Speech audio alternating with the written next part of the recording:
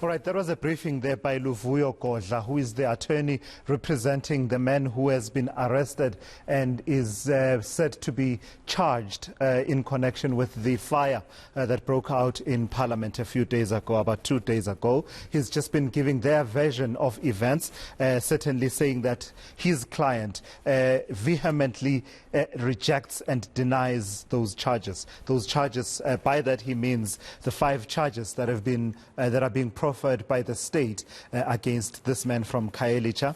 Those 5 charges, you'll know, include 2 counts of arson, a charge of breaking and entering, 1 charge of possession of an explosive device, as well as a charge of theft. And that we gathered from the briefing that had been given earlier on by the NPA Western Cape's Eric Ndabazalila.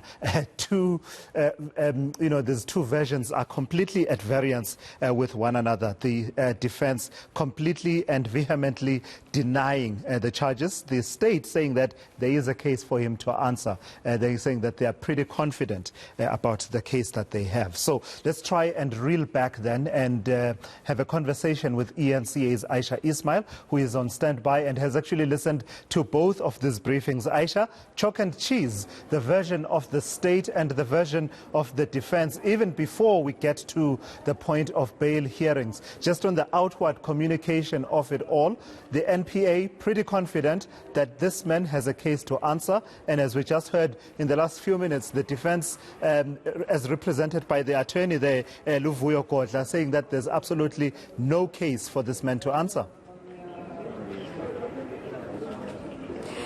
That is correct, Tulas, and as you say, that the National Prosecuting Authorities, Eric Ndabazalila, saying that they're confident they have the right man, and when the time comes, and we know now that the bail application has been postponed to the 11th of January, and he's saying, Eric's saying, that the state will absolutely oppose bail. And then we have Mr. Godla saying that his client vehemently denies that he is the person that set Parliament alight. In fact, Mr. Godla even alluded to the fact that his client was not on the premises, and I'm not sure if you heard him saying to us, he says anybody can arrest somebody and place them on the scene of the crime. And I thought that was very interesting. He also says that his client says that he was not found in possession of anything. So he denies being on the parliamentary precinct. He denies the charges of arson. He also denies the charges of housebreaking and theft. So it's going to be very interesting to see what happens when the time comes for this bail hearing, which will be heard here in the Cape Town Magistrates Court, where, as we heard, the National Prosecuting Authority saying they have the right man, they're confident that they have the right man. On the other hand, Mr. Godla says, no. Our client will plead not guilty. And also there was speculation about the accused Zandile Mafe being a homeless man. And now we've also just heard from Mr. Godla, and according to the charge sheet, that Mr. Mafe lives in Site B in Khayelitsha. He may be without a job. He is not employed. But Mr. Godla says his client is certainly not homeless. Yeah, and the other point of focus, in fact, the words used there by Mr. Godla, Ayesha, the word is scapegoating. He says we are looking at a case of a man who's being made a scapegoat in this particular situation for the failures of the executive as well as the failures of the legislature. But the other point of focus, and I suppose many people will be asking themselves, why was this a point of focus, was the question of who is paying for Mr. Mafe's legal representation. And initially I got the sense that the initial answer from Mr. Godla was that information is, quote unquote, very privileged. But by the end of the briefing by the defense attorney, we had an answer. It is pro bono, he says.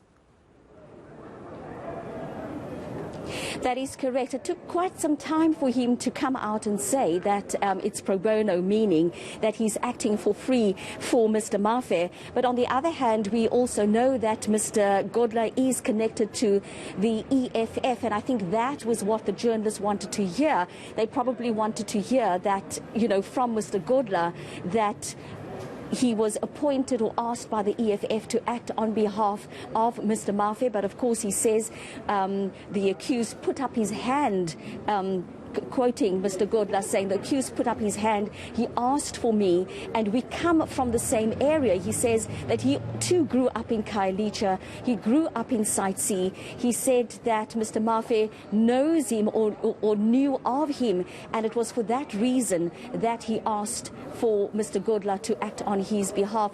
At the same time, he also says we are all poor people, and it is also a prerequisite and it's a condition of our service as legal practitioners to act pro bono for people, and also, you know, in doing that, assuring that people do get legal representation, other than we of course know that you can get free legal representation from the state. But in this case, he says that Zandile Mafe specifically asked for Mr. Godla to act on his behalf. But to us, another point again, we have here a man that has been arrested. We hear from the NPA that more charges are likely to be added. What we need to also hear, whether those who were meant to protect Parliament on Sunday, who were the people on duty? Who were the people who were supposed to be monitoring the perimeter and the inside of Parliament? Who were the people who were meant to be monitoring the CCTV footage? Also, again, remember Patricia de Lille did say emphatically that the sprinkler system did not kick into place immediately.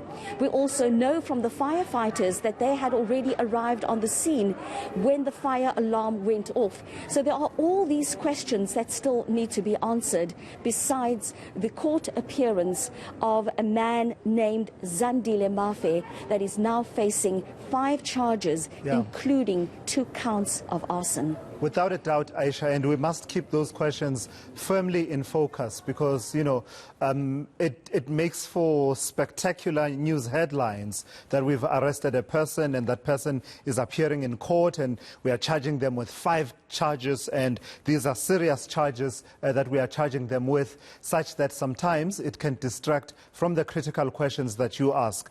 Who dropped the ball? Who was supposed to be on watch in Parliament to ensure that any security breach, to the extent that there has been a security breach, is detected quite early before any damage is done? Who was responsible for ensuring that once a fire starts in Parliament, it is able to be detected early and curbed from spreading, and reaction is quicker, etc., etc.? Particularly, Ayesha, given that there had been a fire at Parliament last year, and there had been a report subsequent to that fire, and we are told now that that fire, according to the report, it had an element of electrical fault linked to it. To what extent were the recommendations from that investigation implemented or not implemented? We've been here before. Remember the 12 instigators that we were told about after the July unrest, and certainly we need to keep those issues in focus. Let's talk a bit, Ayesha, before I let you go, about what came out from Eric Ntabazalila's media address. He is talking about 5 charges and says that what they want to do as the state is to put the onus on him, the accused, to convince the court that he is eligible and the right candidate to be released on bail. So there's a bit of a debate between which schedule the charges should be under, Schedule 1 or Schedule 5. Talk to us a bit more about that. So, of course, we heard from Mr. Godla. He believes that arson is arson, and and he says that arson falls under a Schedule 1. And obviously, as we know, and you know very well, Tulas, that with Schedule 1, the onus will be on the state to convince the court why the accused should not be allowed out on bail.